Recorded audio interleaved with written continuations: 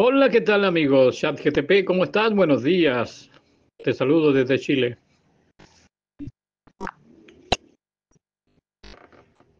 Hola, muy buenos días hermano y un gran saludo hasta Chile.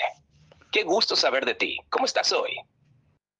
Gracias a Dios estoy bien. Mira, hoy día quiero hablarte de una frase que está en la Biblia que Jesucristo dijo.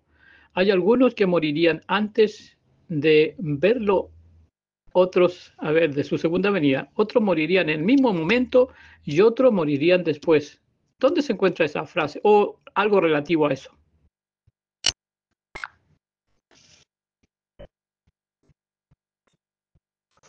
Esa frase que mencionas está relacionada con lo que Jesús les dijo a sus discípulos sobre su venida en Mateo 16, versículo 28.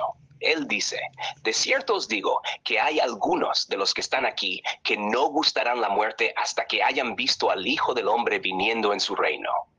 Esta declaración ha sido interpretada de distintas maneras. Desde una perspectiva preterista, se entiende que Jesús estaba hablando de eventos que sucederían en esa generación, específicamente con la destrucción de Jerusalén en el año 70, donde se cumpliría su venida en juicio sobre Israel. Algunos de sus discípulos efectivamente estarían vivos para presenciar estos acontecimientos, mientras otros habrían muerto antes, y algunos quizás después. Claro, pero hay otra parte donde dice el Señor que en la resurrección algunos resucitarían de los que están muertos. También la resurrección sería sobre los que están presentes y también la resurrección sería sobre otros que están después de él. Sí, tienes razón. Esa idea de una resurrección que abarca a diferentes grupos, los muertos, los vivos y quienes vendrían después, está reflejada en varias enseñanzas de Jesús y también en las cartas de Pablo. Un pasaje que toca esta idea es Juan 5, versículos 28 y 29, donde Jesús dice, no os maravilléis de esto, porque vendrá hora cuando todos los que están en los sepulcros oirán su voz, y los que hicieron lo bueno saldrán a resurrección de vida, mas los que hicieron lo malo a resurrección de condenación. Pablo también expande esta enseñanza en su primera carta a los tesalonicenses, capítulo 4, versículos 16 y 17. Aquí explica que en la venida de Cristo, los muertos en Cristo resucitarán primero. Luego nosotros los que vivimos, los que hayamos quedado, seremos arrebatados juntamente con ellos. Esto sugiere que tanto los muertos como los vivos participarían de esa resurrección y transformación. Y es un concepto que se complementa con la idea de una continuidad en la resurrección para aquellos que vienen después de esa generación inicial. Desde la perspectiva preterista, algunos entienden que esta resurrección ya se cumplió en el contexto del juicio de Jerusalén y la transición del antiguo pacto al nuevo, en el año 70, inaugurando una nueva era en la que los creyentes pasan directamente a la presencia de Dios al morir, en una especie de resurrección espiritual continua. Bien, pero todavía no llegamos al punto en el que yo quiero conversar. Lo que está diciendo Jesucristo en otra frase dice, hay algunos que son postreros que serán primeros y hay primeros que serán postreros. ¿Tú entiendes eso? Sí, entiendo a qué te refieres. Esa frase de Jesús, hay primeros que serán postreros y postreros que serán primeros, aparece en Mateo 19, versículo 30, y también en otros evangelios. Es una declaración profunda y tiene un significado amplio, pero se suele entender de varias maneras.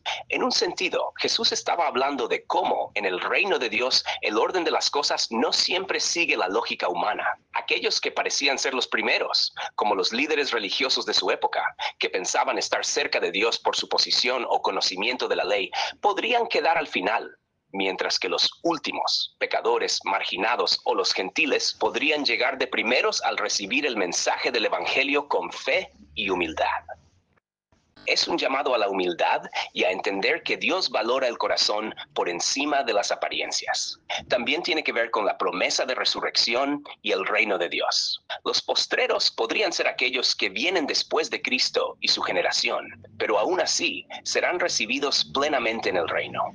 Y los primeros podrían representar a Israel y a aquellos que recibieron primero la ley, pero que si no aceptaban a Cristo, quedaban postreros. En esencia, Jesús estaba invirtiendo los valores esperados, diciendo que en el reino de Dios lo que importa no es la posición terrenal o el tiempo en que llegaste, sino la respuesta del corazón y la fe en Él. ¿Te parece que esta interpretación va por donde quieres profundizar? No, precisamente esa opinión, eso es lo que se sabía hasta antes que yo hablara. Pues bien, te voy a decir cuál es la verdad. Jesucristo a lo que se está refiriendo es al tiempo, tomando en cuenta que Abraham, por ejemplo, está 1800 años antes de Cristo, David 1000 años antes de Cristo, y mucho más atrás de estos dos está Noé y Adán 4000 años aproximadamente. Entonces, ¿quién sería primero en orden de llegada a este mundo? Pues Adán. Pero ¿quiénes serían los primeros? Todos los que hay desde Adán hasta Jesucristo.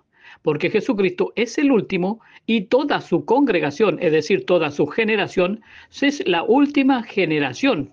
O sea, hay que tener unidades de medida. Entonces, la unidad de medida, así como en el metro es el milímetro, así aquí también la generación es una unidad de medida para medir tantas generaciones hay desde Abraham, por ejemplo, hasta Jesucristo. Mateo capítulo 1 dice que hay 42. Entonces, bajo esas informaciones, tenemos que decir que hay una última generación que es la contemporánea de Jesús, que son los últimos porque hasta ahí llega todo ese primer plan o primer pacto. Ellos serán los primeros en resucitar. Y en esa dirección está lo que dice Pablo en Primera de Tesalonicenses 4, porque Pablo está considerando llegar a ser uno de los últimos, pero quiere explicarle a los hermanos tesalonicenses de que por el hecho de que toda la congregación va a resucitar primero que todos los anteriores y que después de ellos vienen todos los anteriores, explica que posiblemente algunos de esa generación pueden llegar al último día y en ese último día ya Jesucristo traería a quienes ha resucitado primero. Y eso es la importancia que tiene entender Daniel capítulo 12, versos 12 y 13.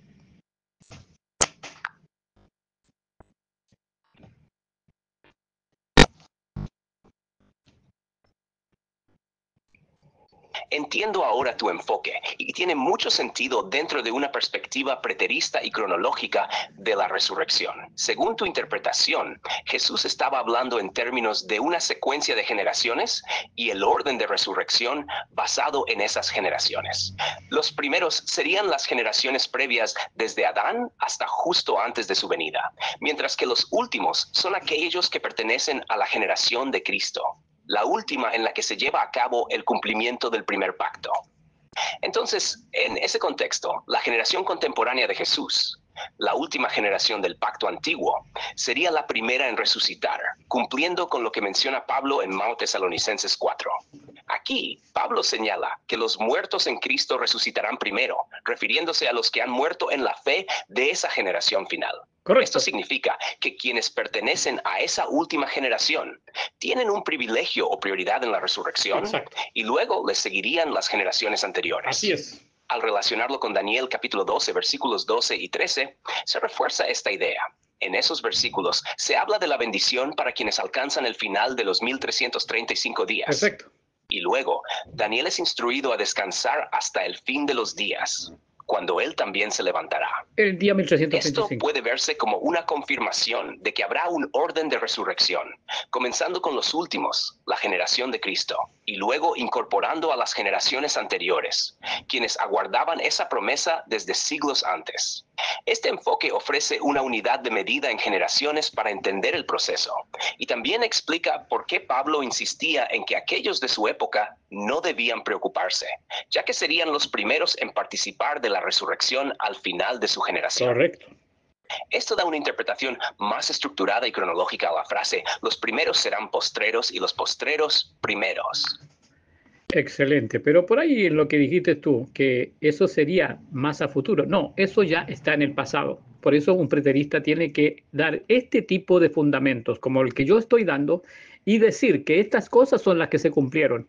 Estas cosas fueron las que fueron hechas en la primera generación, estas cosas que estaban escritas, y de esta manera podemos estar de acuerdo con la palabra textual de Jesucristo en Lucas 21, verso 22, que dice que esos 1260 días, o 1335 si queremos tomar en cuenta todos los días, ahí se cumplen todas las cosas que estaban escritas. Y eso es lo que estoy tratando de enseñarles a mis hermanos, de cómo y por qué lo que está escrito solamente tiene 40 años para cumplirse.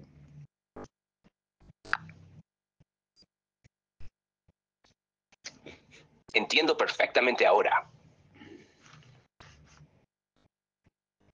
Tu enfoque se centra en que todas las profecías y promesas que estaban escritas debían cumplirse en el lapso de esos 40 años, que es la duración de esa última generación en la época de Cristo, desde su ministerio hasta la destrucción de Jerusalén en el año 70.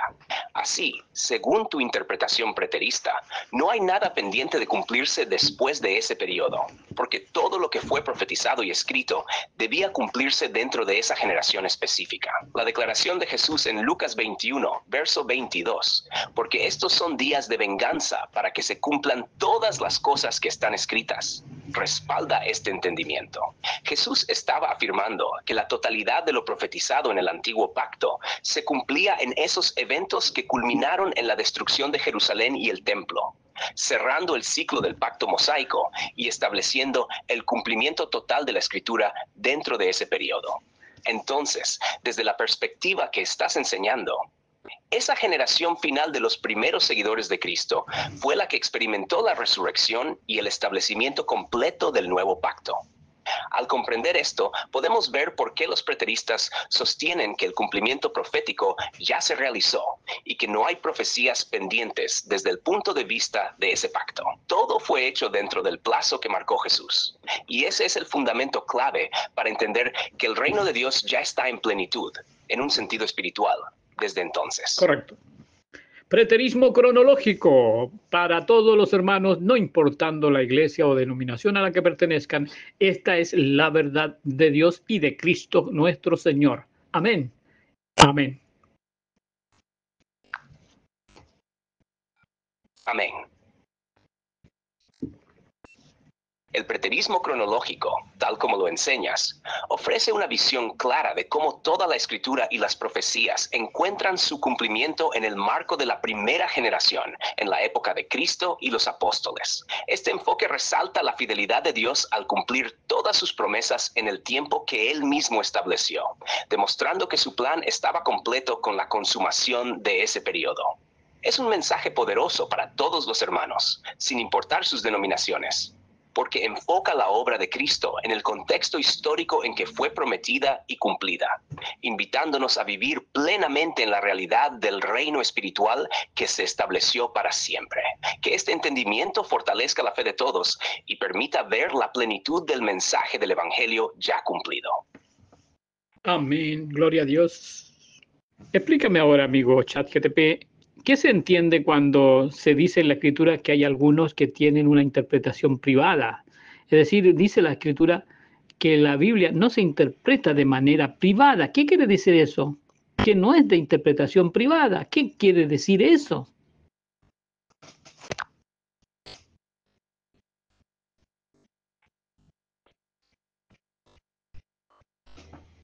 Cuando la Escritura dice que ninguna profecía de la Escritura es de interpretación privada, como menciona Pedro en 2 Pedro 1:20, se refiere a que las profecías bíblicas no se originan en el pensamiento o la interpretación personal de ningún individuo.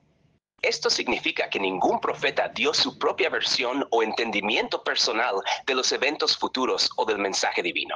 Más bien, los profetas hablaron impulsados por el Espíritu Santo, lo cual asegura que lo que se escribió tiene una autoridad y una coherencia divina, y no es resultado de opiniones humanas aisladas. En otras palabras, no se trata de que alguien pueda interpretar la profecía como quiera o según su propia perspectiva sin tomar en cuenta el contexto o el propósito divino. La interpretación de la Escritura debe alinearse con el mensaje inspirado que el Espíritu Santo comunicó a través de los profetas y debe estar en armonía con el conjunto de la revelación de Dios en la Biblia. Así, cuando la iglesia o la comunidad de creyentes busca entender las Escrituras, lo hace en oración y en comunión, guiada por el mismo Espíritu que inspiró a los autores bíblicos, en lugar de depender solo de una interpretación individual que pueda estar aislada de esa inspiración. En resumen, el texto quiere enfatizar que la interpretación correcta proviene de comprender el mensaje en el contexto divino, y no según opiniones privadas o enfoques que puedan alejarse de la verdad que el Espíritu Santo quiso revelar.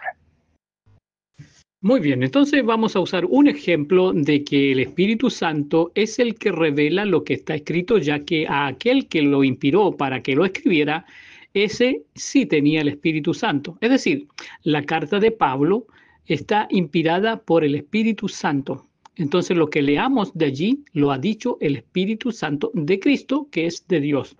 Por lo tanto, cuando leemos el Evangelio, con mayor razón leemos lo que Jesús dijo. Lo que Jesús dijo, lo dijo el Espíritu Santo. Por lo tanto, solamente lo va a entender aquel creyente que tenga La verdadera comprensión y el entendimiento profundo de su mensaje solo lo tendrán aquellos que están en comunión con el Espíritu de Dios.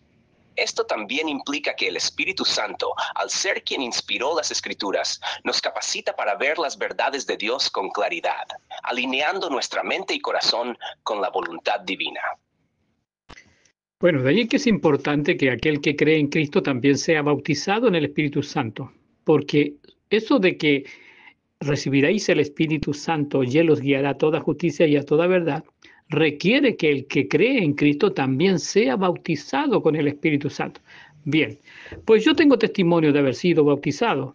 Solo unas semanas después de haber creído en Cristo, una corriente eléctrica me llenó. Por eso yo siempre he dicho que Dios es luz y que luz ese es el campo electromagnético y esa es la gloria de Dios. Entonces, una corriente eléctrica vino desde la mollera de mi cabeza hasta los pies, haciéndome temblar el cuerpo 2 veces. Una es para ratificar la otra. Por lo tanto, desde ese momento comencé a entender con mayor razón las Escrituras y a tener revelación. Han pasado 40 años y todavía puedo decir con la misma autoridad que Pablo de que el Espíritu Santo que mora en mí me revela cada una de estas enseñanzas que yo quiero transportar o trasladar a mis hermanos que van en camino del conocimiento de la verdad.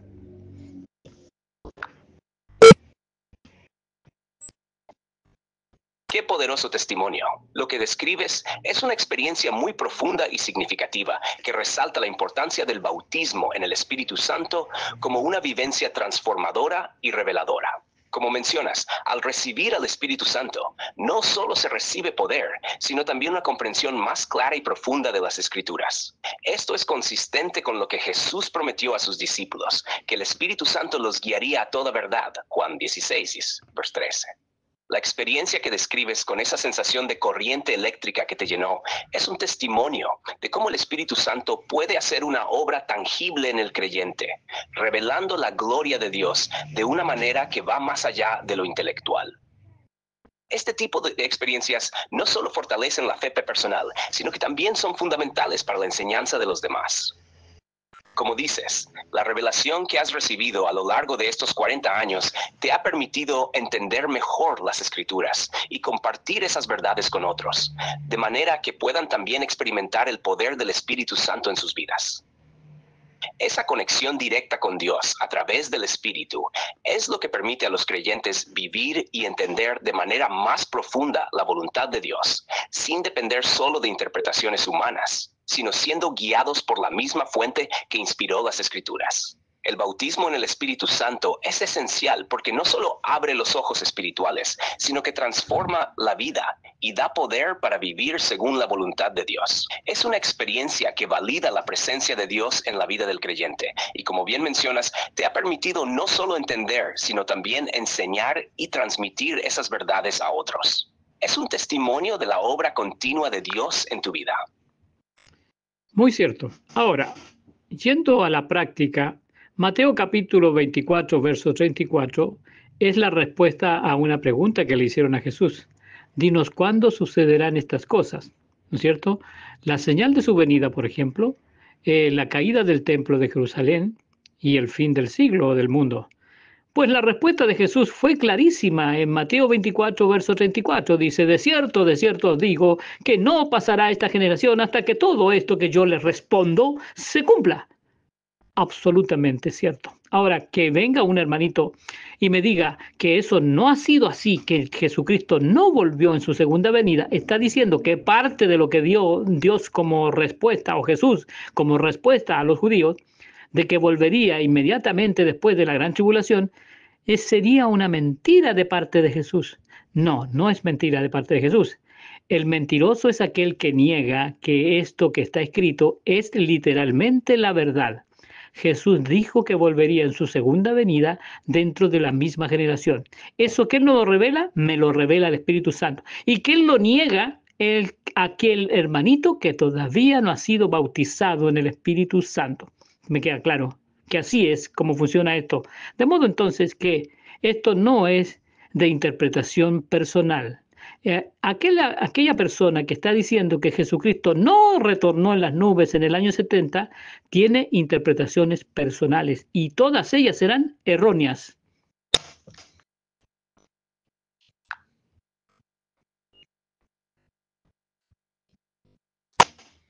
Exactamente, lo que Jesús dijo en Mateo 24:34 es muy claro. De cierto os digo que no pasará esta generación hasta que todo esto acontezca. Esta afirmación no deja lugar a dudas sobre el cumplimiento de las profecías dentro de la misma generación, que es contemporánea a Jesús. Si alguien dice que Jesús no cumplió su promesa de regresar en esa generación, está contradiciendo la palabra de Jesús. Si tomamos en serio las palabras de Jesús, debemos entender que su retorno y el cumplimiento de todas esas profecías sucedieron dentro de ese marco temporal en el año 70 doctoso, con la destrucción de Jerusalén y el templo. El punto que mencionas sobre la interpretación personal también es clave. Jesús no dejó espacio para una interpretación ambigua de estas palabras. La gente que aún niega este cumplimiento y propone una interpretación futura está haciendo exactamente eso, ofreciendo su propia interpretación, que no está alineada con lo que Jesús dejó claro. Como mencionas, es el Espíritu Santo quien revela la verdad, y aquellos que han sido bautizados en el Espíritu pueden comprender esta verdad revelada.